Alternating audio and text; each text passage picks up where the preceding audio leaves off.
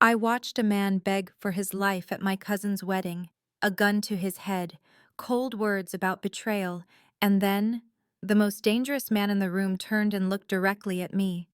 He told me to forget what I saw. He warned me to disappear back into the party.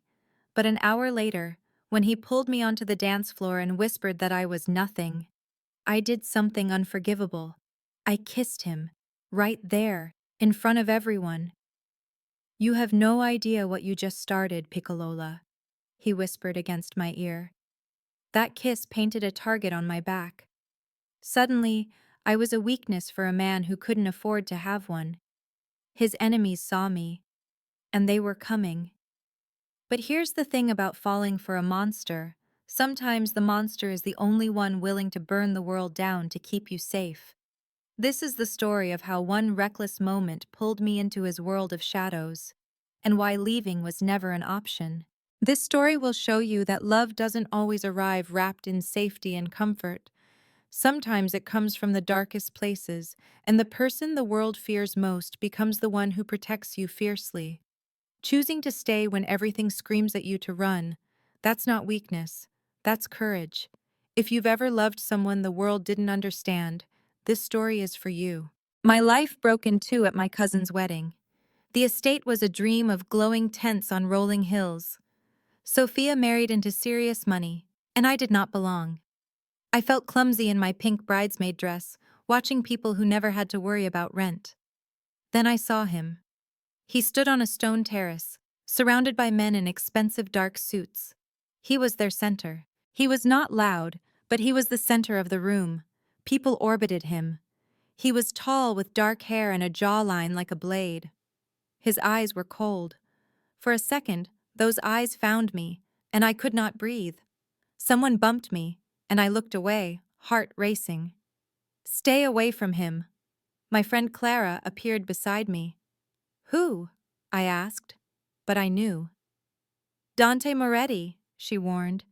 "He is not a bad boy, Elena. He is the kind of dangerous that makes people vanish." I laughed nervously. "I am serious." Clara gripped my arm. "Promise me." I promised. Later I escaped the noise, walking into the quiet, fairy-lit gardens. That is when I heard angry voices. I froze. I saw three men over a man on his knees. One held a gun to his head. "You thought you could steal from us?" he said. "Moretti does not forget." Then Dante Moretti stepped into view. He moved like a predator, calm and deliberate. He did not raise his voice.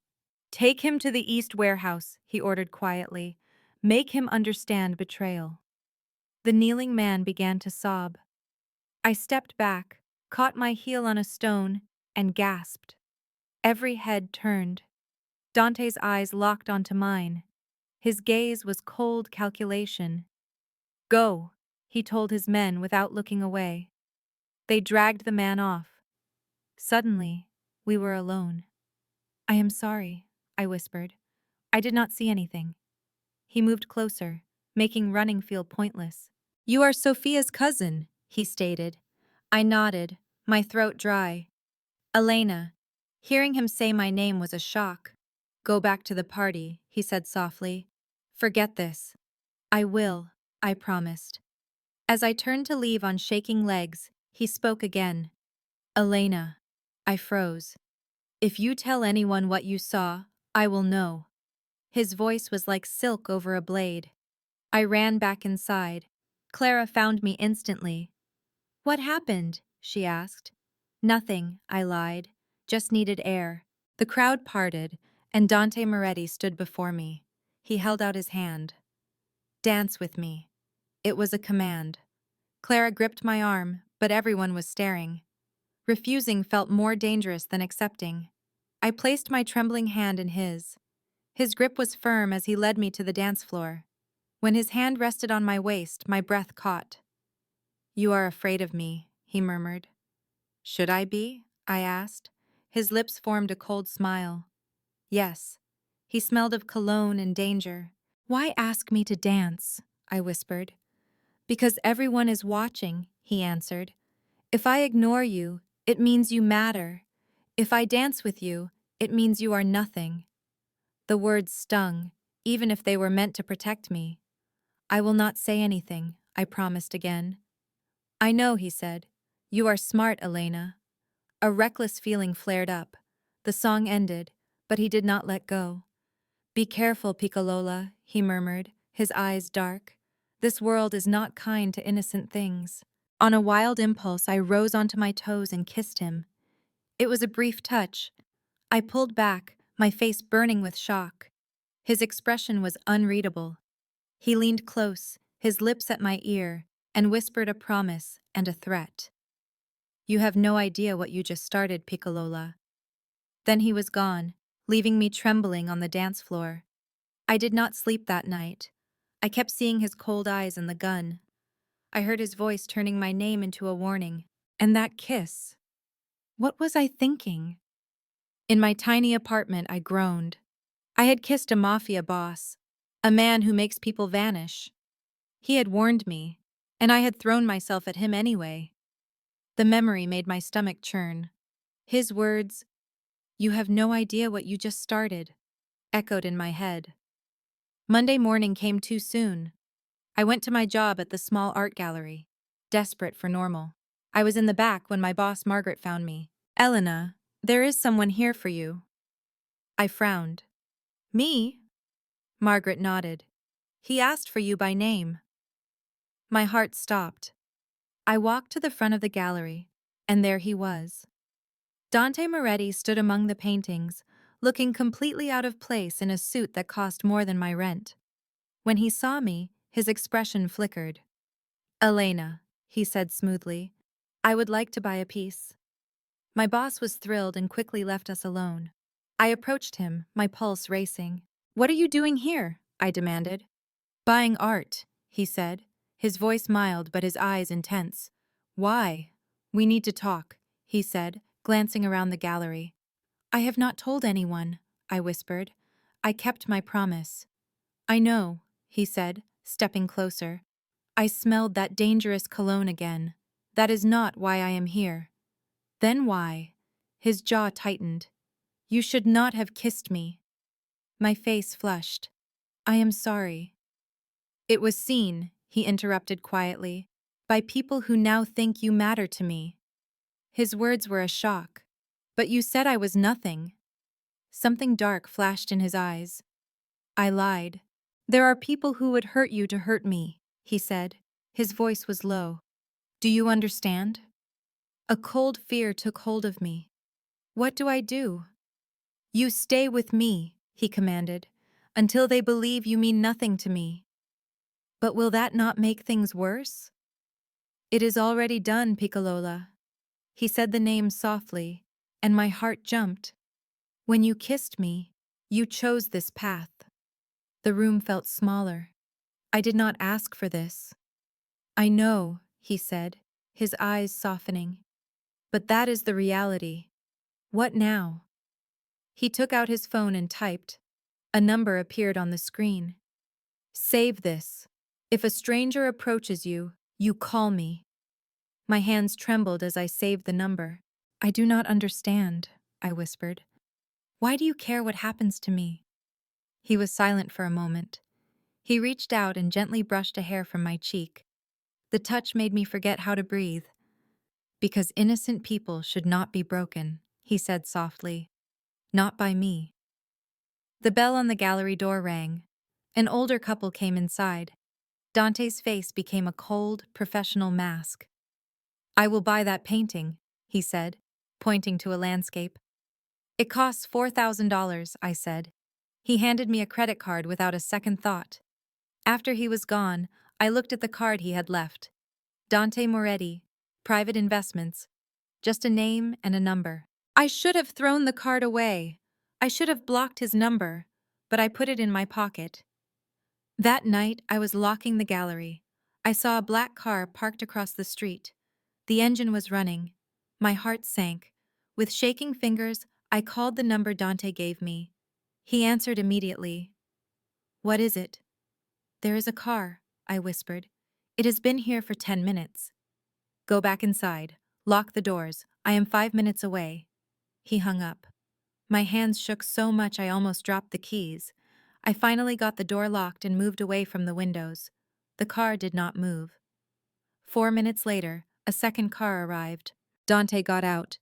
I could see the anger in his body. He walked to the waiting car. The window came down. I could not hear their words, but I saw the controlled rage in Dante's posture. He turned and walked to me. I unlocked the door. "Who was that?" I asked. "No one to worry about," he said. His eyes checked me for any harm. "Are you okay?" I nodded, but it was a lie. I was terrified. "Come," he said gently. "I am taking you home." "I have my car." "Someone will get it for you tomorrow," he said. "You are not driving alone tonight." His car was pure luxury, quiet and powerful. He drove without speaking. I gave him directions with a shaky voice. When we stopped, he turned to me. "You are safe," he said. "I made sure of it." "For how long?" I whispered. His jaw grew tight. "For as long as I must." I should have left. I should have run inside and locked my door. Instead, I asked, "Why are you doing this?" He stared at me. His dark eyes were impossible to read. "Because you kissed me, Piccola," he said quietly. "In my world, that is a promise." Then he reached over and opened my door. It was a dismissal. I walked to my building and did not look back, but I felt his eyes on me the entire time. I heard nothing from Dante for 3 days. I should have been relieved. Instead, I checked my phone all the time. I jumped when the gallery door opened. Clara called me twice about the wedding. I lied to her. I said everything was fine. I told her the dance with Dante Moretti meant nothing. On Thursday, my phone buzzed. An unknown number. "Dinner, 8 o'clock." An address was attached. My heart pounded. It was him. Me. Why? His reply was instant. "Dante, we need to be seen, and I want to." That last part stole my breath. Me, is this a request? Dante, no, wear something nice. I stood in my closet, lost. My clothes were simple. Nothing was right for a dinner with Dante Moretti. I chose a simple black dress from a gallery opening. It was safe. At 7:45, a driver knocked on my door. He led me to the black car. The restaurant was from a movie. The lighting was low. The tables were far apart. A hostess led me to a private corner where Dante waited. He stood up when I arrived. The simple act made my stomach flip. He wore a dark suit with no tie. He looked incredible. "Elena," he said, pulling out my chair. I sat down, feeling like I was in someone else's life. "This place is lovely," I said, avoiding his eyes. "I thought you would like it." A waiter appeared with wine. When he left, there was only silence. "You said we needed to be seen," I began. "Who is watching us?" "Someone is always watching," he replied. "That is how this world works." "And what should they think when they see us?" His eyes met mine, and my face grew warm. "That you are under my protection," he said. "That to touch you is a grave mistake." A small smile appeared on his face. "By sitting here with me, looking like you want to run." "Trust me, Piccola," he said. "The message is very clear." I took a drink of wine. "I still do not understand why you are doing all this." "Do you not?" The question was soft. I thought I did, but I needed him to say it. "You barely know me," I whispered. "I know enough," he said. "I know you work for little pay. I know you take the bus. I know you have a degree in art history that you cannot use."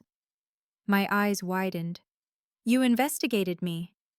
"Of course," he said without apology. "I had to know who you were."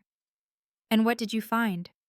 "Someone who does not belong in this life," he answered. His face softened. "Someone good." That word stayed between us. "I am not that good," I said. "If you were, you would not have kissed me," he finished for me. "That was the most honest thing done to me in years." Honest? I almost laughed. It was foolish. "Perhaps," he said, drinking his wine. "But it was real." Our dinner arrived. We ate in a heavy silence. I felt every move he made. Every time he looked at me, my skin burned. Tell me something true, he said suddenly. I looked up. What? Something real. Not a fact I already know. I paused, then spoke quietly. I am scared. I am scared of all this, of making another mistake. He was quiet for a long time. Then he reached across the table. His fingers gently touched mine. You should be scared, he said. But not of me. Never of me. The brief touch felt like fire. Your turn, I whispered. Tell me something true. His jaw tightened. I have not been able to stop thinking about you since the wedding. My breathing stopped. Dante. I tried, he said, his voice low and rough. I told myself you were a problem to be managed. Then I saw you in the gallery. You looked at me like I was a monster, and all I wanted was to prove I could be something else. What else could you be? The question was softer than I meant. I do not know, he said, pulling his hand away. That is the problem. He drove me home himself. The car felt small and close with just the two of us. The night. Thank you, I said when he stopped at my building. For everything. Do not thank me yet. He gripped the steering wheel. This is not over. When will it be? When I know you are safe. He met my eyes, his intense gaze leaving me breathless. Or when you tell me to leave. And if I do not? The question escaped me. Danger sparked in his expression. Then we find out what is next. I should have gone. I should have walked away from the man who had ruined my normal life. Instead, I asked, do you want to come inside? His face was a war of surprise, heat, and control. Elena, my name was a warning. You do not understand what you are asking. Maybe not, I replied. But I am asking. He stared at me for a long moment, then slowly shook his head. Not tonight, Piccola. Relief and disappointment washed over me. Why? Because when I come to your apartment, he said, it will be because you know exactly what you want, not because you are scared and looking for an anchor. My cheeks burned. That is not true. Yes, it is. He touched my jaw, his gentleness devastating. There is nothing wrong with it. But I will not take advantage. What if I want you to? I whispered. His eyes darkened, his control slipping. Do not say that unless you mean it, he said, his voice rough. I mean it, I breathed. He moved closer. My heart pounded in my chest. I was certain he could hear it. His lips grazed my ear. Then prove it, he whispered. See me again when you are not afraid, when you can think clearly, when you understand that being with me means walking into darkness. He pulled away. I sat there, trembling with confusion and desire. Good night, Elena. I got out of the car, my legs weak. I looked back. He was still there, watching to see me safely inside. I realized then I was no longer running from Dante Moretti. I was falling for him. The flowers came the next morning. They were not roses. They were white peonies in a crystal vase. The card just said, D. Margaret was thrilled. A secret admirer. Something like that, I said, touching a petal. My phone buzzed. A text from Dante. Do you like them? They are beautiful, I typed. Lunch today, he wrote back. I paused. His words from last night returned. See me again when you are not scared. I was scared, but I was also drawn to him like it was fate. Where? I replied. His answer was instant. I will get you at noon. He arrived on time, dressed in dark jeans and a leather jacket. He was beautiful and dangerous. Ready? He asked, his eyes only on me. I grabbed my coat and followed him to a different car. It was still expensive but less obvious. A dark blue sedan. Where are we going? I asked. Somewhere private. I should have been worried. Instead, I felt a thrill of anticipation. We drove into the hills, to an estate with a long driveway. The house was modern and stunning, with huge windows. "Is this yours?" I asked. "It is one of my properties. I come here to think." He led me inside. The space was full of light. It was nothing like I expected. There was no heavy, dark furniture. The decor was whites and grays with warm wood floors. "It is beautiful," I said. "I am glad you like it." He went to the kitchen. "Are you hungry? You cook?" He smiled a little. "Do not be so surprised." He began pulling ingredients from the fridge. Fresh pasta, tomatoes, basil. His hands moved with skill. "Where did you learn?" I asked from a stool. "My grandmother." His face softened. "She said every man should know how to feed himself." "Tell me about her." He stopped cutting. "Why?" "Because I want to know the real you, not the man everyone fears." He was silent for a moment. Then he started chopping again. "She raised me after my parents died. She taught me what matters: loyalty, respect, and the line between power and cruelty." "Did she know about your work?" I asked carefully. He nodded. "She knew. She did not always approve, but she understood. In our world, you do not choose your life. Do you ever wish you could?" His gaze met mine. Every day. The confession hung between us. We ate on a terrace with a view of the valley. The pasta was perfect. We talked about art and books. I told him about my parents and my dream of moving to New York. "Why did you not go?" he asked. "Money, fear, the usual things," I said. "What if I made it happen for you?" I looked up at him. "What?" "I have connections. I could open doors." "No." The word was sharper than I meant it to be. "I do not want that." "Why not?" he asked. "Because my success has to be my own. Not because of who I am with. Who you are with." His voice was quiet, dangerous. "I do not even know what we are," I said. He put down his fork. "What do you want us to be?" I could not breathe. "Do I have a choice?"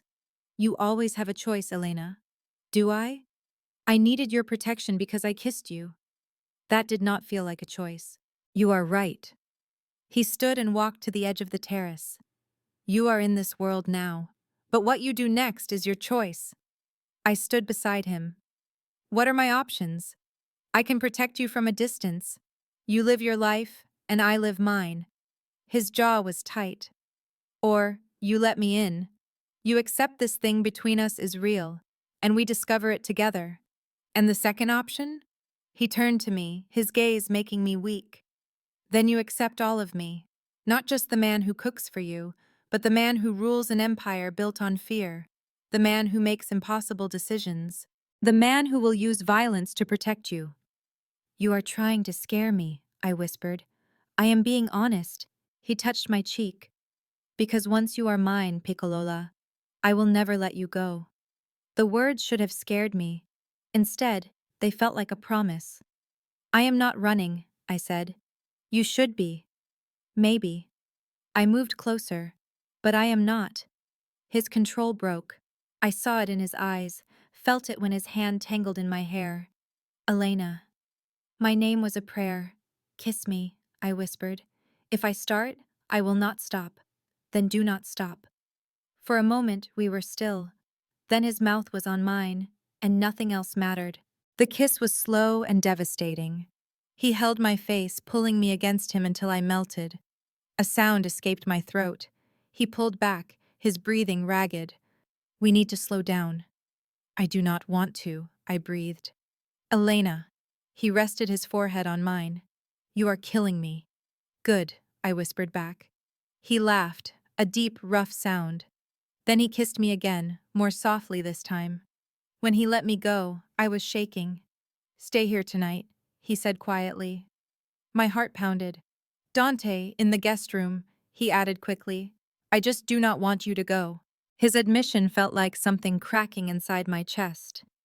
"Okay," was all I could whisper. He led me to a bedroom that was as stunning as the rest of the house, a calm space of whites and muted grays that overlooked the valley. He gave me a t-shirt to wear and promised he was just down the hall if I needed him. But my mind refused to rest. I lay awake in the strange bed, replaying every moment between us. Each kiss, each touch, each word was a scene on repeat. Just after midnight, I surrendered. I crept downstairs, barefoot in his shirt, searching for a glass of water. I discovered him on the balcony, holding a glass of whiskey and staring into the darkness. "Can you not sleep?" he asked, his back still to me. "Too much on my mind." I went to the railing beside him. "You as well." We remained in a peaceful quiet for a minute. "Do you have any regrets?" I finally asked. He turned toward me, and I could feel the intensity in his gaze, even in the shadows. "No," he answered gruffly. "My only regret is that I cannot do it again at this very moment." "Why can you not?" "Because you are here in my shirt, looking at me that way, and I am barely maintaining my self-control." His words sent a wave of warmth rushing through me. "Maybe I do not want you to have control," I murmured. His gaze intensified. "Do not start a fire you are not prepared to see through, Piccola." I moved a step nearer, my heart pounding in my chest. "What if I am prepared?" "You are not."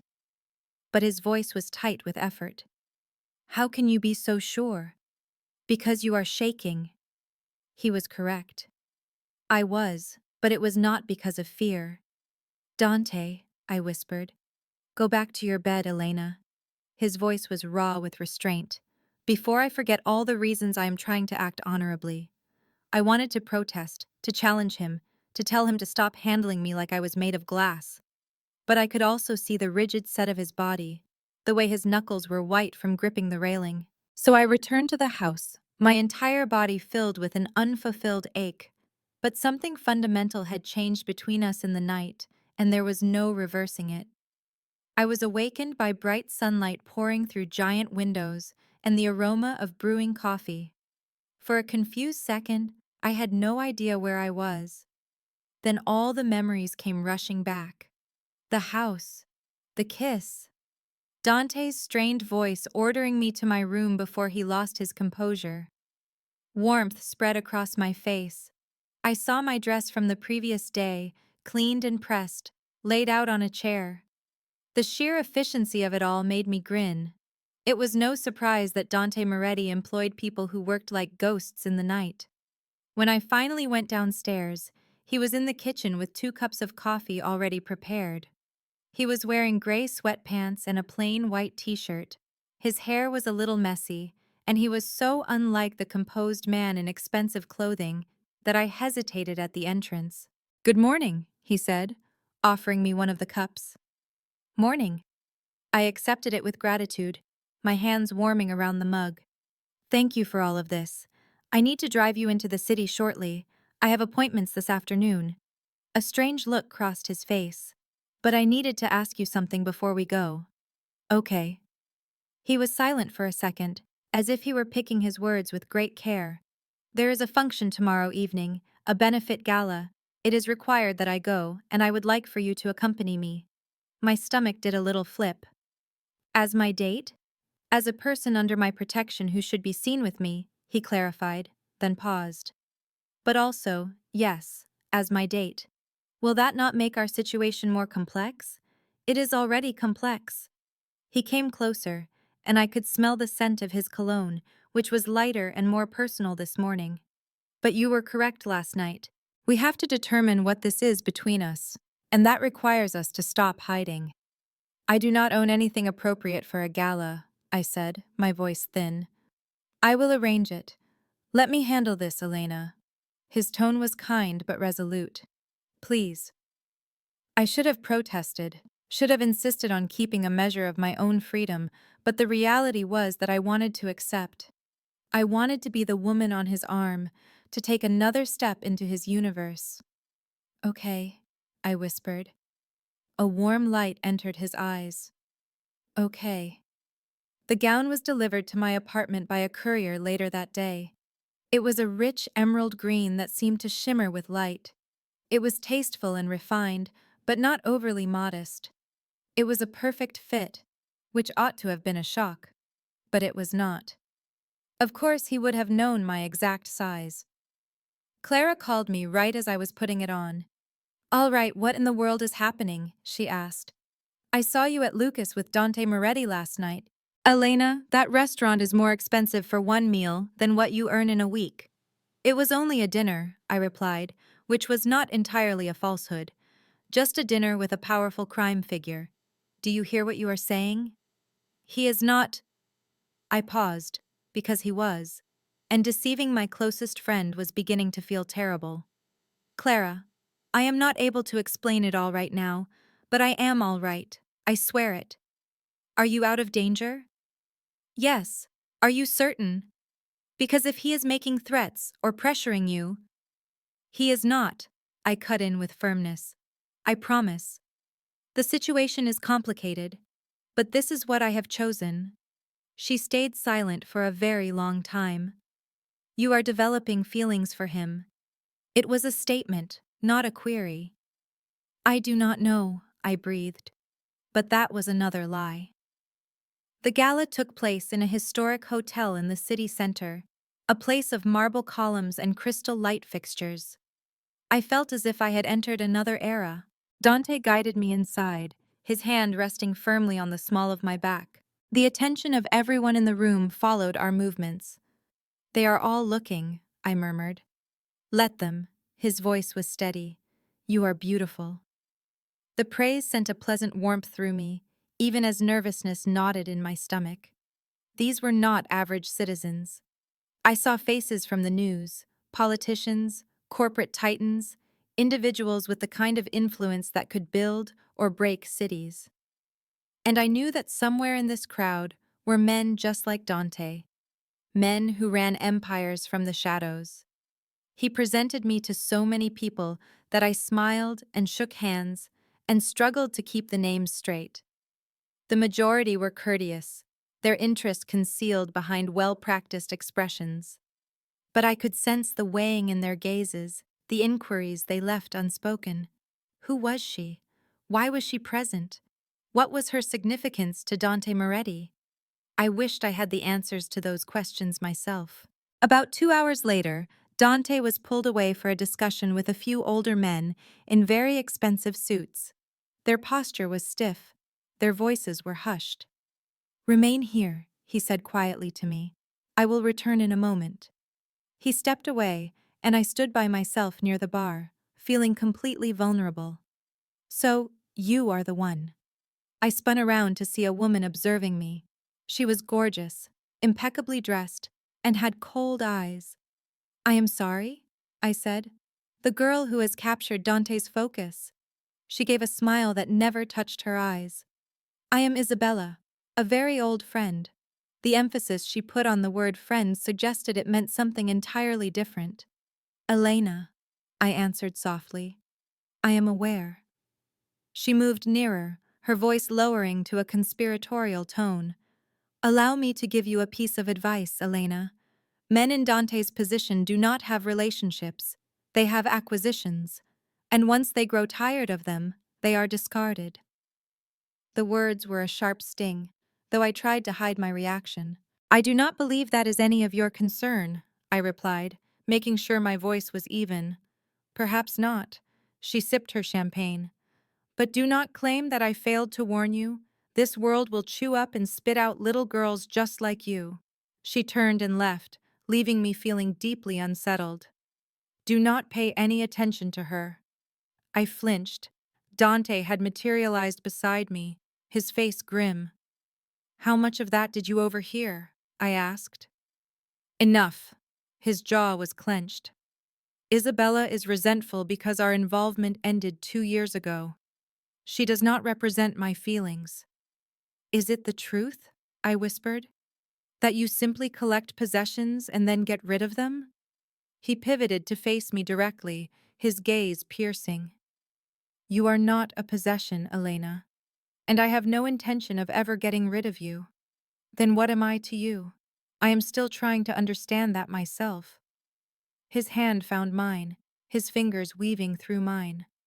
"But you are not insignificant. You are not a temporary amusement." And you are absolutely not like anyone who has come before you. His words calmed a deep-seated fear in my heart. Dance with me, he said softly. He guided me out onto the floor. And on this occasion, when he drew me near, I did not pull back. I allowed myself to melt against him, my head resting on his chest, feeling the steady rhythm of his heart under my ear. I am sorry, he murmured, for her, and for all of this. This is not your doing, is it not? His arms wrapped more tightly around me. I pulled you into this life, fully aware of how difficult it would be, aware of how people would scrutinize you. I made my own decision, I said in a low voice, and I am continuing to make it. He leaned back just enough to meet my eyes, and the raw vulnerability in his look stole my breath. Why? He asked, his voice strained. Why would you select this? Why select me? Because you are the first man in a very long time who has made me feel like I am more than just scraping by. The honest words tumbled out before I could hold them back. Because when we are together, I feel truly awake, truly alive, even when I am terrified. His hand rose to cup my cheek, his thumb gently stroking my skin. You completely disarm me, Piccola. Every defense I have ever constructed, you simply walk past it. Is that a bad thing? I have not decided yet. He leaned forward, touching his forehead to mine. But I know for certain I do not want this to end. The music swelled, and we moved together in the middle of the crowded ballroom, surrounded by scores of people but entirely alone in our private world. Take me home, I whispered. Back to your home. His breathing hitched. Elena. I am not afraid any longer, I interrupted. Or perhaps I am, but it does not matter. I am tired of waiting, Dante. I am tired of being cautious. His eyes grew darker with a mix of passion and restraint, both fighting for dominance. Are you certain? I have never been so certain of anything in my entire life. For a single suspended moment, we just stood there. Then he reached out for my hand. His hand closed around mine, pulling me from the dance floor. He said, "Let's go," and I followed him into the night. My heart pounded with a terrifying excitement. I knew I was about to cross a line forever. The drive to his house in the hills felt like an eternity. Dante was silent, his jaw clenched. One hand gripped the wheel while the other was near mine. The air between us was thick with unspoken energy. I kept my hands folded on my lap, certain he could hear my heart beating. He spoke quietly, his eyes fixed on the road. You can still change your mind. I will take you home. No questions asked. I am not changing my mind. His fingers tightened on the steering wheel. Elena, I want this. I interrupted him, my voice shaking less than I felt. I want you. The words stayed in the air between us. He parked in the driveway and killed the engine, but did not move. He turned to me, his face serious. If we do this, he said softly, everything will be different. I know. I will not be able to let you go. Do you understand? The intensity in his voice made me shiver. Yes. Then come inside. The house was dark and still. He led me past a large living room with windows that overlooked the dark valley. The sound of my heels echoed on the hardwood floors. At the bottom of the stairs, he stopped and faced me. Last chance, he whispered. I did not answer with words. I reached up and kissed him. His control broke instantly. He pulled me hard against him, his mouth claiming mine with a hunger that took my breath away. I gasped as he deepened the kiss. One hand tangled in my hair, the other pressed into my back, holding me tight. I relaxed into his embrace, my hands grabbing his shirt. He lifted me up like I weighed nothing. My legs wrapped around his waist as he carried me upstairs without breaking the kiss. He kicked a door open and we were in his bedroom. It was filled with dark wood and clean lines, with a huge bed in the center. He set me down and we stood there, breathing heavily. I have imagined this, he said in a rough voice, his hands framing my face. Ever since that wedding, I have pictured you here, In my bed. Then why are we still wearing clothes? The question surprised me, and I saw a fire light up in his eyes, because I want to do this right. His thumbs gently traced my cheekbones. I want to take my time with you. I want to learn every sound you make. I kissed him again, stopping his words. He smiled against my lips. Impatient, Piccola. I am scared you will change your mind, I admitted. Never. He turned me around, and I felt his fingers on the zipper of my dress. I am going to make sure you know who you belong to. The zipper went down slowly, and cool air touched my spine. His lips followed the trail of my bare skin, and I trembled. So responsive, he whispered against my shoulder. The dress fell to the floor, leaving me in my underwear. I felt more exposed than ever before. He turned me to face him. The hunger and tenderness in his eyes made my knees weak. You are beautiful, he stated plainly. Before I could speak, he lifted me and laid me on the bed. He stood over me for a moment, just watching. I fought the urge to cover myself. Do not hide from me, he said softly. Never. He then joined me on the bed. His weight and his warmth filled my senses. His mouth found mine again, this time more gently. His hands explored my body with careful focus. Tell me if I do anything you do not like, he murmured. I could only nod, already lost. Time seemed to stop. His shirt came off, then his pants. The feeling of his skin on mine made me gasp. He kissed my neck and my collarbone, driving me wild with his patience. Dante, I whispered, not sure what I was asking for. I know, Piccola. His hand moved lower down my body. I arched against his touch and a soft sound escaped me. That is it, he encouraged. Let me hear you. The world became only sensation. His mouth, his hands, and his body above me. I was shaking, caught between desire and fear. Are you okay? He asked, pulling back to see my face. Yes, I whispered. It is just, I have never. He understood. His eyes showed surprise, then tenderness, then something else. Why did you not tell me? He asked gently. Because I did not want you to stop. I should stop. But his hand remained on my waist, his thumb drawing small circles that made me shiver.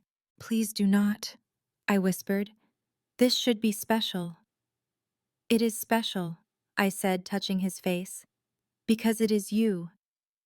I saw his control crack. His eyes darkened, and his body grew tense. I will go slow, he promised in a rough voice. You tell me if it hurts, or if you want to stop. Okay. He kissed me again, deeper this time. His hands were gentle but firm. When we finally came together, I gasped at the sharp feeling. He stopped right away. Elena, do not stop, I begged. Please. He moved slowly and carefully, his eyes locked on mine. The pain faded and turned into a feeling of closeness. The intimacy was so complete, it brought tears to my eyes. You are crying, he said, his face full of concern. I am okay, I whispered back. I am better than okay. He kissed my tears away and started to move again with more confidence. I held on to him, lost in emotion. He told me to look at him. I did. The look in his eyes was a mix of possession and hunger that completely broke me. Mine, he breathed against my skin. You are mine, Elena. And right then, I knew it was the truth. Later we lay wrapped in each other's arms. My head was on his chest. His heartbeat was a steady rhythm under my ear. Are you all right? He asked, stroking my hair. Yes. Are you sure? I did not hurt you, only a little at the start. I paused, feeling my face get hot. Then what? I could hear the smile in his voice. Then it was perfect. His arms pulled me closer. You are amazing. Do you know that? Why? Because you gave me something precious. And now you are asking if I am okay. I looked up at him. Are you okay? His expression was a mix of satisfaction and something softer. I have never been better. I snuggled into him, feeling safe and warm. What happens now? I asked. Now, you sleep. Tomorrow, we will figure everything else out. Promise you will be here in the morning, Elena. He tilted my head up. I am not going anywhere. And neither are you. It should have sounded controlling. Instead, it sounded like a promise. I closed my eyes, letting sleep take me, feeling secure in his arms. For the first time, I felt that choosing Dante Moretti was not a mistake. It was the rightest thing I had ever done. I woke to sunlight and the scent of coffee. I stretched and felt the pleasant ache in my body from the night before. Dante stood by the window in his sleep pants, looking out. He turned when he heard me move, and a warm smile spread across his face. Good morning. Morning. I sat up and held the sheet to my chest. You are up early. I could not sleep, he said, moving to the edge of the bed. I was too busy watching you. That is not creepy, I teased. He laughed. Maybe a little. He tucked a piece of my hair behind my ear. How are you feeling? Happy, I said. A little sore, but very happy. His face softened. I am glad. What about you? Terrified, he answered honestly. I blinked at him. Why? Because now that I have you, the idea of anything hurting you? He shook his head. It is too much to think about. I took his hand in mine. Nothing is going to happen to me. You do not know that. Then you will protect me. Like you promised. He lifted my hand and kissed it. With my life, Piccola. With my life. Looking into his eyes, I believed him. But neither of us knew the real danger was only just beginning. The next week was a blur of quiet happiness. I worked at the gallery, and Dante handled his affairs. But every evening, he came for me. We learned about each other over dinner, and I started to fall for him. My life had two different rhythms. Clara's worried glances told me she knew something was wrong. Margaret at the gallery just saw my new confidence. I lived one life selling art and a secret one with a man who commanded an empire of fear. The two worlds were bound to collide. It began on a Thursday night as I was closing the gallery. A text from Dante arrived. Stay where you are. Marco is coming for you. A cold dread filled me. I typed back, What is happening? His only reply was, Lock the doors. I will explain later. My hands shook as I secured the entrance and cut the lights, leaving only the security panel active. Within 15 minutes, a dark SUV appeared. One of Dante's men, Marco, stepped out and came to the door. I let him in, my pulse hammering in my ears. Miss Elena, he said. It is time to leave. What is going on? There was an incident. Dante needs you to be in a secure location. I followed him to the vehicle, feeling completely numb. We drove away fast. I asked, Where are you taking me? To Dante's office downtown. He is waiting there. The 20-minute drive took us through unfamiliar streets. We entered an underground garage, and Marco led me to a private elevator. The doors opened into a room defined by power, full of dark wood and leather, with a stunning view of the city. Dante was standing by the glass, a phone pressed to his ear. Relief washed over his features when he saw me. He ended his call and crossed the room in 3 quick steps. Are you hurt? I am fine. But what happened? His expression hardened. We were attacked. A shipment was hit. I lost 3 men. I felt a wave of sickness. It was the Rossi family, he said. They want a war. His hand touched my cheek. They are making it clear that anyone near me is a target. I am bait then, I whispered. No, his voice was sharp. You are protected. That is why you are here. No one can get to you in this building. For how long? Until this is finished. I looked at him and saw something new in his eyes, something colder. What will you do? I asked softly. I will do what is necessary. I will send a message. His tone was empty, a message that shows what happens when they threaten what is mine. That possessiveness should have scared me. Instead, it made me feel safe. Will it be dangerous? I asked. Yes. And you? Will you be safe? His face softened just a little. Is that your worry? Me? Of course, I said. He pulled me into his arms. I have been in this life a long time, Piccolina. I know how to deal with my enemies. That does not stop me from worrying. He kissed my forehead. You will stay here tonight. I want to wait for you. Elena, please, he urged. I looked at him. I will not be able to rest anyway. He considered my face for a moment, then agreed. Fine, but you do not leave this room. Do not even approach the windows. Marco will be right outside. I agreed. The kiss he gave me was fierce, almost desperate. I will be back, he promised. You better be. Then he was gone. I was alone in his silent office. I examined his books and the art on the walls, but it all felt impersonal. The only personal item was a single photograph on his desk. In it, a much younger Dante stood beside an elderly woman with kind eyes. His grandmother, the one who taught him to cook. He looked softer in the picture, before his world had hardened him. The hours crawled by.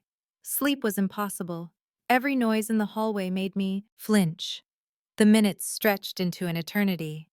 At around 3 in the morning, the door opened. Dante entered. My relief lasted only 2 seconds, until I saw the blood on him. Oh my God! I was instantly on my feet. Are you injured? It is not my blood, he said flatly, heading for the bathroom. I went after him. He turned on the water and began to scrub his hands as I watched it turn red. I told you what my life is, Elena. His voice was cold. This is what I have to do. I know. He looked at me then. Do you? Seeing the proof is not the same as hearing the stories. I am not leaving, I told him. You should, he said, drying his hands. You should run as far from me as you can. Is that what you want? What I want is not important. It is to me. I stepped toward him, ignoring the part of me that screamed to run. Tell me what you did. I sent the message that was needed. His face was like stone. The Rossi family now understands the price for coming after what is mine. Is someone dead? Yes. The word was heavy in the air. I should have been horrified. I should have seen a monster. But I only thought that he did this to protect us. Are you safe now? I asked. For now. Then come here. He stared at me as if I were crazy. Elena, I have blood on my hands. I do not care. Come here, I said again. He moved toward me slowly, as if he expected me to recoil. Instead, I wrapped my arms around his waist and held on. He was rigid for a moment. Then he seemed to collapse against me, holding me tight. He buried his face in my hair. You should despise me, he said. I do not. You should fear me. I am not afraid. I pulled back. I am afraid for you. That is different. His eyes searched my face. How can you still look at me after this? Because I know your reasons. I touched his cheek. You are not a monster, Dante. You are a man protecting those you love. That does not make it right. No, but it makes it human. He kissed me then, a kiss filled with desperation and violence. When we broke apart, he pressed his forehead to mine. I do not deserve you, he whispered. Too bad. You have me now. A small, broken laugh escaped him. Promise me one thing. Anything.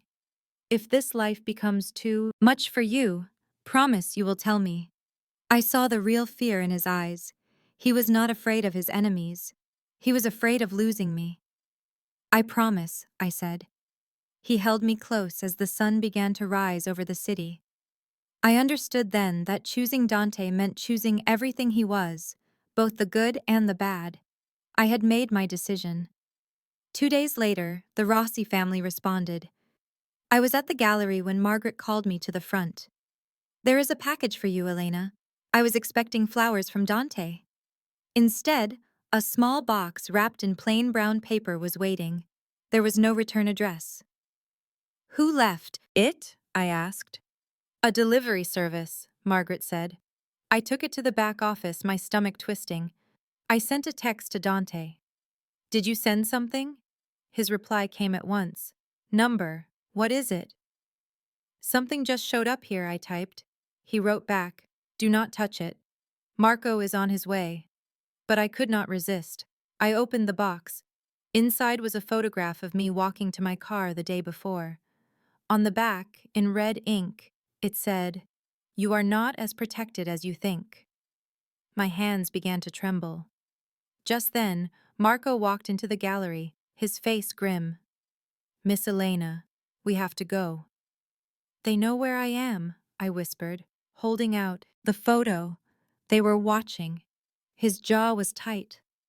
Come on, Dante is waiting. We went to the house in the hills. Dante was pacing like a trapped lion. He saw me and immediately pulled me into a hug. Let me see, he demanded. I gave him the picture. I watched his concern turn into cold rage. Rossi, he said. This is how he operates. Threats first. What are we going to do? You are going to do nothing. He put the photo down. You will stay here. I will put guards on you 24/7. I cannot hide forever. You can until this is over. How long will that be? As long as it needs to be. His voice was final. I will not lose you, Elena. I saw the terror under his anger.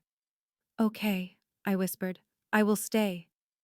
Relief washed over his face. I need to handle some business. To find a way to stop this before it became a full-blown war. Are you sure you will be safe here? I will. He gave me a kiss that was both hard and demanding. Marco is waiting just outside the door. Do not step out of this house. I will not. I give you my word. Then he was gone. I was left alone with my thoughts, with 2 guards posted at the entrances. The hours crawled by. I picked up a book, turned on the television, did anything to keep my mind off that photograph and what it represented. They had been watching my every move, following me. They could have attacked me at any time. The realization made my skin crawl with fear. Just as the sun began to set, my phone buzzed. The number was blocked. I knew I should let it ring, but an instinct I could not explain forced me to pick it up. Hello, Elena. The voice was a man's, smooth and completely unknown to me. We have not had a proper introduction. My name is Luca Rossi. My blood ran cold. How did you find this number? I have my ways, just like your Dante. He let out a soft laugh. I hope you enjoyed my little gift. What is it that you want? I need you to deliver a message to your lover. Let him know that if he refuses to back down, I will destroy everything he values, and I will start with you. He will end you, I said, shocked at how certain I sounded. Perhaps, but not before I have hurt you. And trust me, Kara, I will make certain he is there to see it. The call ended. I just sat there, shaking, the phone still gripped tight in my hand. My first thought was to call Dante, to tell him about the threat. But I knew exactly how he would react. He would do something violent, something that would only push this war to a new level. Before I could make up my mind, I heard shouting from outside, followed by the crack of gunfire. I dropped to the floor on pure instinct, my heart pounding in my chest. More shots, closer this time, fired in quick succession. Somewhere inside the house, glass shattered. Marco crashed into the room. Miss Elena, we have to go right now. What is going on? They have found us. I have to get you away from here. He pulled me up from the floor and started guiding me to the rear of the house. Another burst of gunfire sounded, and I could hear men screaming as the chaos of violence erupted all around us. We reached the garage, where another guard had a car ready with the engine running. Get inside, Marco ordered. I threw myself into the back seat, and we sped out of the garage. More gunshots echoed just behind us. Are they coming after us? I asked, struggling to catch my breath. Marco glanced in the rearview mirror. Not at this moment, but they will be soon. He was already on his phone. Our location is compromised. I have Miss Elena with me. We are going to the safe house. I did not hear Dante's reply, but I could easily picture his rage. The safe house was an ordinary apartment in a part of town I had never seen before. Marco rushed me inside, swept through every room, and then took his position by the door. How did they locate us? I asked, my voice trembling. Somebody talked or they put a tracker on your phone. He gave me a serious look. Dante is coming. He will be here in 15 minutes. Those 15 minutes stretched on for what felt like an eternity. When the door finally swung open, Dante came in looking like a storm of contained violence. His gaze locked onto mine, and his face was a mix of overwhelming relief and pure fury. Are you injured? He asked sharply. No, I am fine. He walked right to me, his hands cupping my face as he checked for himself. What took place? Tell me everything that happened. I recounted the story of the phone call, Rossi's threats, and the assault on the house. His expression turned colder with every word I spoke.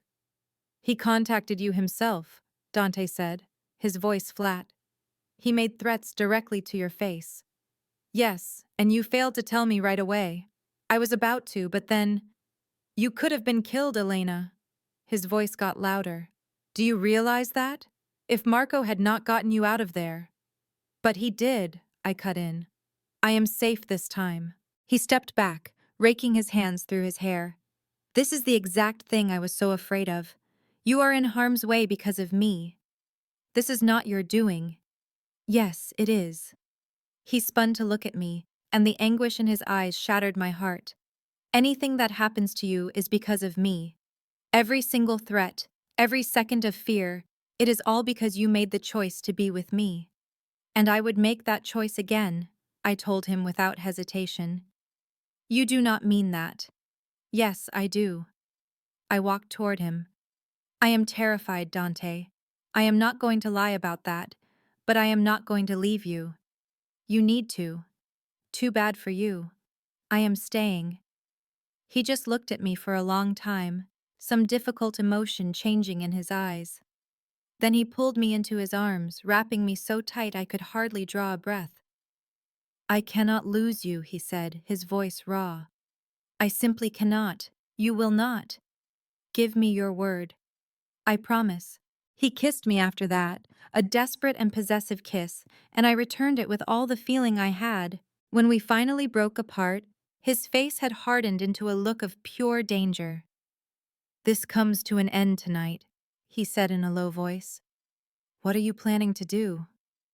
I am going to do what I should have done from the very start. He looked over at Marco. Get everyone on the phone. A full meeting in 1 hour. Dante, I began to say, I am finishing this war. He cut me off. For good. One way or another. He left me at the safe house with a detail of 3 guards and a promise to be back before sunrise. I attempted to sleep, but it was impossible. Each little noise made me flinch. Every minute that ticked by was its own form of torture. At about 4 in the morning, my phone rang. Dante. It is finished, he said, with no introduction. What is finished? Rossi is dead. His top men have accepted the terms of peace. The war is done. A wave of both relief and horror washed over me. Are you all right? I am alive. That is all that matters. Please come back to me, I whispered. I am on my way. When he walked in 20 minutes later, I could see the pure exhaustion on his face, the heaviness of his actions. But I also saw the profound relief that I was no longer in danger. It is over, he said softly, gathering me into his embrace. You are safe now. I held on to him tightly, and we just stood together in that silent apartment as the sun began to rise. The war had ended, but I understood deep inside that this was only the start of learning what it meant to truly love a man like Dante Moretti. After Rossi was eliminated, Dante's world underwent a change. The news traveled fast through the city's hidden circles. If you cross Dante Moretti, if you threaten what belongs to him, you will pay for it with your life.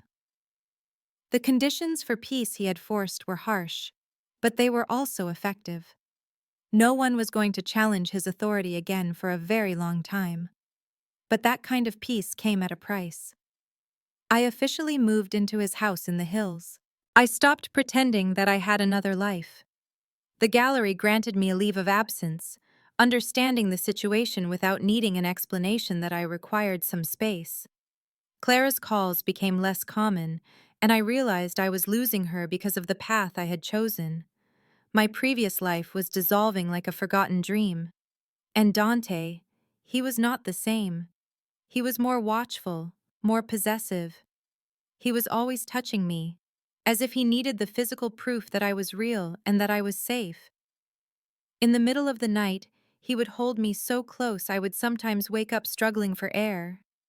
"Talk to me," I urged him one evening as we sat on the patio watching the day end. "Let me know what is on your mind." He remained silent for a long while. "I took a man's life because he made a threat against you." "I know. Does it not trouble you?" "Why should it?" I turned to face him. "You were protecting me. You were protecting us. I will not sit in judgment of you for that, even if it makes me a monster." "You are not a monster." I reached for his hand. "You are a man who has been forced to make terrible decisions in a terrible world. That is a very kind way to see it. It is the truth." He drew me in closer, and I leaned back against his chest, hearing the steady rhythm of his heart. "I have been thinking," he said in a low voice, "about what is coming." "What are you talking about?" "This kind of life is dangerous. It is never going to change. And for as long as you are with me, you are going to be a target." His arms held me tighter. "I have to know that you see that you truly see it." "I do. Are you sure?" He leaned back so he could see my face. "Because this is not something temporary, Elena. This is not a stage we are going to pass through. This is my identity, what I am. I know that. And you still pick this. You still pick me." I looked straight into his eyes and saw the raw vulnerability there. The real fear that I would finally grasp what I was involved in and choose to leave. "Every single day," I said softly. "I pick you every single day." Some of the tension left his face. "I do not deserve to have you." "Probably not," I said with a small smile. "But you are stuck with me now." He kissed me then, slowly and with great depth, and I let myself get lost in it. 2 weeks after that, our world shifted once more. I was in the kitchen preparing some coffee when I heard loud voices coming from Dante's office. They were angry voices. I moved a little closer. I was not trying to eavesdrop, but I could not stop myself. "You cannot be serious." That was the voice of Marco. "I am completely serious." Dante's voice sounded weary. "It is the only option. You would abandon everything you have created for her." There was a pause. Then Dante spoke quietly.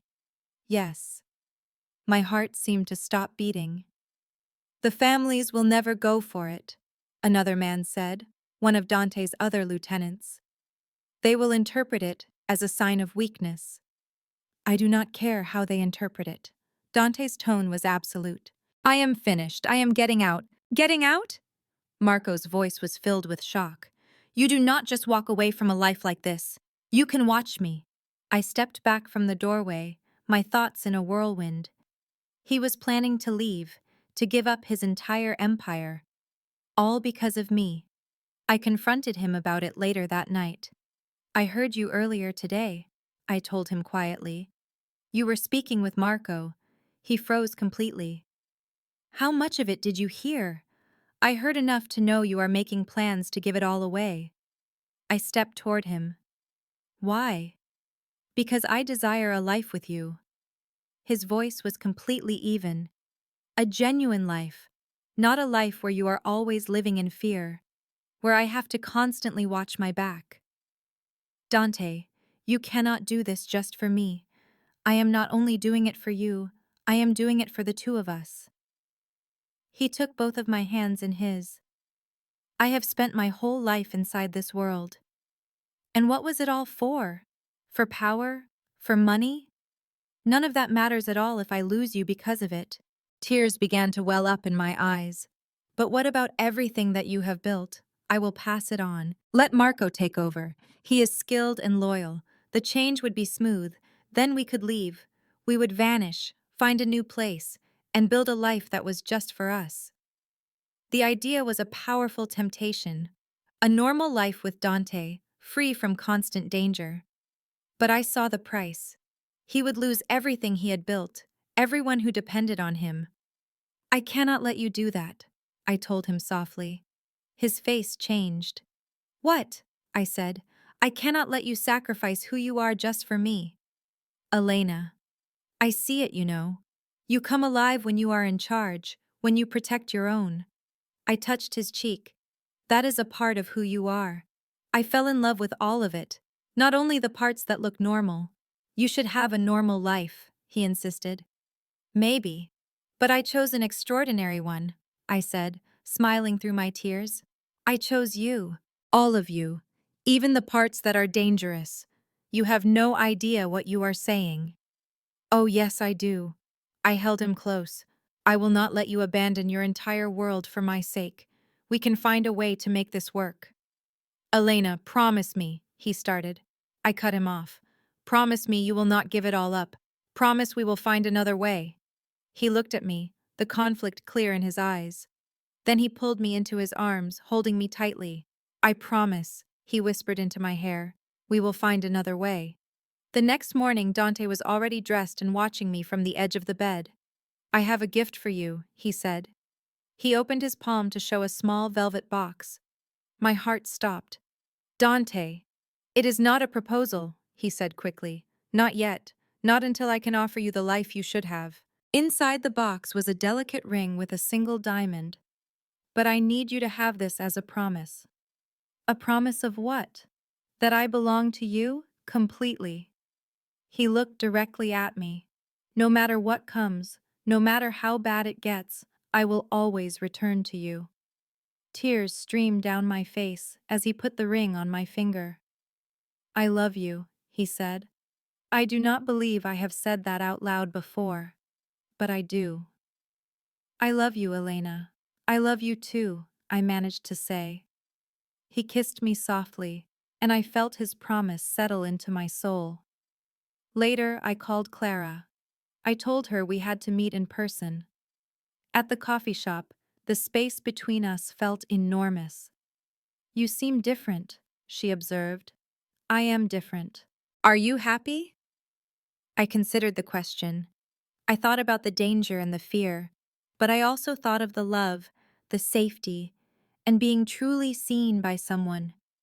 Yes, I answered with honesty. I am happy. She watched me for a moment, and then she nodded. Then I am happy for you, even if I cannot understand it. Thank you. But Elena, she said, grabbing my hand, you have to promise me you will be careful. Promise you will not lose who you are. I promise. I meant to keep that promise. But walking back to the car, with the ring on my finger, I was not sure I could. To love Dante was to enter his world. I was learning that his world did not easily let people go. 3 months passed. I stood in his downtown office looking over the city. I felt like a different person than the woman who saw a mafia hit at a wedding. That person was naive and afraid. This woman had learned to exist in the darkness. You are overthinking again. Dante was leaning against the doorway, watching me with an intensity that still made my heart race. Just thinking, I replied. He crossed the room and wrapped his arms around me. About what? How much everything has changed? Any regrets? No, I said, leaning into him. Strange, but no. It was the truth. The gallery had a new employee, and I consulted for them from home. The hours were flexible, which helped with Dante's life. Clara and I spoke sometimes. Our friendship was not the same, but it was still there. My life had reformed around this new world, and Dante had kept his word. He found ways to minimize the risk. He made legitimate investments that were slowly changing his empire. It would be a long process, but he was doing it for us. "There is something I must tell you," he said, his voice low. I felt a chill run down my spine. "What is it?" "I met with federal agents today." My blood turned to ice. "What?" "They are building a case against some of my old associates." He turned me to face him. "They want my testimony. If I cooperate, I am completely free. We get immunity, even witness protection. A totally clean start." His eyes searched mine. We could finally have that normal life. It was the very thing he had wanted to give me before, the thing I told him to keep. "But," I asked, hearing the hesitation in his tone, "but it requires betraying men who have always been loyal." His jaw was tight. "It would make me a rat, the one thing I have always hated." I understood the gravity of his words. In his world, loyalty was the highest law. "What do you want to do?" I asked him. "I do not know." He stepped away from me. "A part of me wants to accept the offer, to give you that life you deserve. But another part cannot betray my own code." I finished his thought for him. "Yes." I went to him and took his hands. "Then do not do it. I mean that. Do not take a deal that will shatter your soul." I looked up at him. "We will find another way. We always do. What if we cannot find another way? Then we will live with the risk. We will keep building what we have piece by piece until it is strong enough to survive." He looked at me as if I were something both precious and brave. "You would really stay with me?" he asked, his voice rough. "Even if it means this life will not change?" "I told you before that I choose you. That is still true." He kissed me with desperation and gratitude. I could taste his relief mixed with his fear. "I do not deserve you," he whispered. "You have to stop saying that." He laughed, a real sound of joy, and held me closer. 2 weeks later, Dante rejected the federal deal. The agents were not pleased. But they had no case without him. They moved on, and we felt a sense of relief. But that relief had a price. "There is talk," Marco said one night. I was not meant to hear it. "Some of the younger crews think you have become soft. They think the girl has made you weak." "Let them think what they want," Dante replied, his voice calm. "They might try to test you. Then I will give them a reminder of why they fear me." I moved away from the door, feeling sick. Even now, violence was always close by. The challenge came a month later. One of his shipments was hit. It was a small loss, but it was a clear message. Someone was questioning Dante's power. I watched him get ready for the meeting with the other family. His face became a cold mask I knew from that first night. "Be careful," I told him. "I always am." He kissed me gently, despite the anger coiled inside him. "I will be back by midnight. Promise." Promise. After he left, I tried to work, to watch a movie, to do anything but think about what was happening. At 11:30, he returned. He was not hurt, just exhausted. "How did it go?" I asked him. "It is done. They will not challenge me again." I did not ask for details. I was learning which shadows to leave alone. He pulled me into his arms, and we just stood there in the silent house, holding one another. "I love you," he said. "I need you to know that, whatever happens, whatever I have to do. I love you." "I know," I said, looking at him. "And I love you.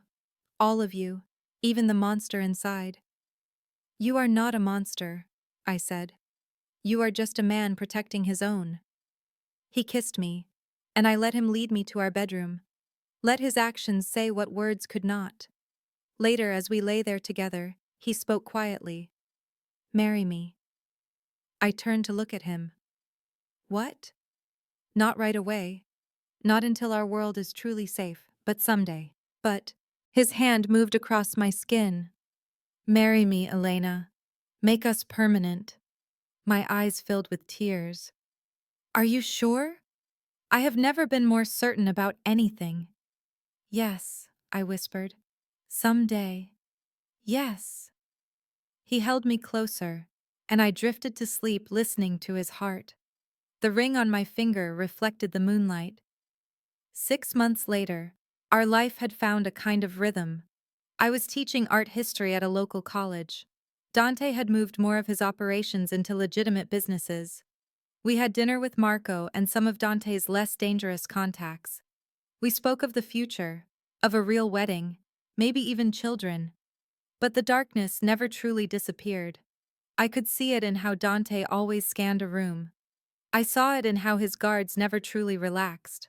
Hushed phone calls could still turn Dante's face to stone. Our life was a strange piece, caught between love and violence. One evening, Dante asked if I missed who I was before. I told him I sometimes missed the safety. He asked if I would ever go back. I thought of the girl I used to be, so small and quiet, not truly alive. No, I said, I would not change a thing. He held me close. Even with the price you paid? Especially because of the price, I answered. It led me to you. Epilogue. A year later, I stood before a mirror. The dress was white, simple, perfect. Clara was there, fixing my veil. We had found our way back to each other. You look lovely, she said. I feel terrified, I told her. She just smiled. That is how you know it is real. I knew Dante was waiting below. We would have a small ceremony, making our bond final.